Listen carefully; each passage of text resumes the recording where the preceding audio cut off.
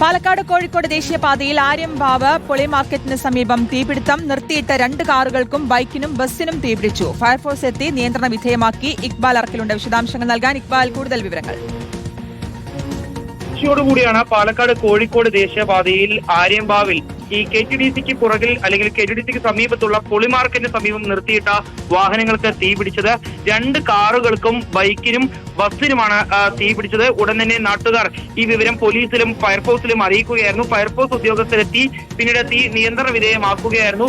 1 മണിക്കൂറോളം ശ്രമിച്ചതിന് ശേഷം മാത്രമാണ് ഫയർഫോഴ്സിന് തീ പൂർണ്ണമായും നിയന്ത്രണ വിധേയമാക്കാൻ വേണ്ടി സാധിച്ചിട്ടുള്ളത്. ഈ ബസ്സും ഇരുചക്ര വാഹനമെല്ലാം പൂർണ്ണമായും കത്തി നശിച്ച നിലയിലാണ് എന്നുള്ളതാണ് മനസ്സിലാക്കുന്നത്. എന്താണ് ഇത്തരത്തിൽ തീപിടുത്തത്തിലേക്ക് നയിക്കാൻ കാരണമായതെന്നുള്ളത് പരിശോധിക്കുകയാണ് ഉദ്യോഗസ്ഥർ. ഈ തീപിടുത്തത്തിന്റെ കാരണം വ്യക്തമല്ല, അത് പരിശോധിക്കുന്നേ ഉള്ളൂ എന്ന് മനസ്സിലാക്കുന്നു. എന്നാലും ഒരു കൂടുതൽ അപകടത്തിലേക്ക്, വലിയൊരു തീപിടുത്തത്തിലേക്ക് പോകാതെ അപ്പോഴേക്കും നിയന്ത്രിക്കാൻ കഴിഞ്ഞുവെന്നാണോ?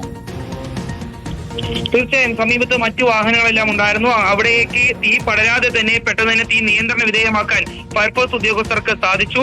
അവിടെ പൊളി മാർക്കറ്റിന് സമീപം നിർത്തിയിട്ട ഈ വാഹനങ്ങൾക്ക് മാത്രമാണ് തീ പിടിച്ചത്. 2 കാറുകൾ ഉണ്ടായിരുന്നു. അതിനോടൊപ്പം തന്നെ ഒരു ബസ്സും നിർത്തിയിട്ടിരുന്നു. ഇതിന് സമീപത്തായാണ് ഇരുചക്ര വാഹനം ഉണ്ടായിരുന്നത്.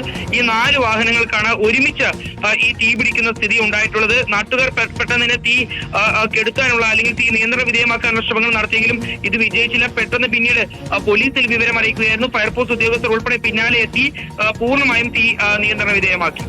പാലക്കാട് കോഴിക്കോട് ദേശീയപാതയിൽ ആര്യംകാവ് പൊളി മാർക്കറ്റിന് സമീപമാണ് തീപിടുത്തമുണ്ടായത്. എന്തായാലും തീ നിയന്ത്രണ വിധേയമാക്കാൻ സാധിച്ചിട്ടുണ്ട്. ഇക്ബാൽ അർക്കലാണ് വിശദാംശങ്ങൾ നൽകിയത്.